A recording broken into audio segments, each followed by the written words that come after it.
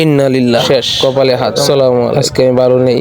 আমার সেই বেজির আঘাতপ্রাপ্ত যে পাখিটি, পুরুষ পাখিটি, কোয়েল পাখিটি, এটি আজ সকালে মারা গেছে। আমি ঘুম থেকে সকাল সকাল উঠে দেখি এটাকে আমি মৃত অবস্থায় পাই। কারণ দেখতে আছেন আপনারা, একটি পা সম্পূর্ণ আলগা হয়ে গেছে। তো আমি এর গত রাতে আমি এটা অনেক সুস্থ রাখার জন্য অনেক ট্রিটমেন্ট দেওয়ার চেষ্টা করেছি, অনেক যত্ন করেছি, পরিপূর্ণভাবে সর্বোচ্চ যত্ন নিয়েছি।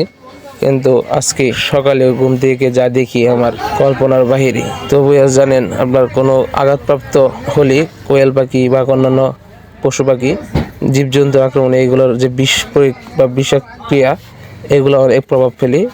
তাই সে 24 ঘন্টার ভিতরে মারা গেছে।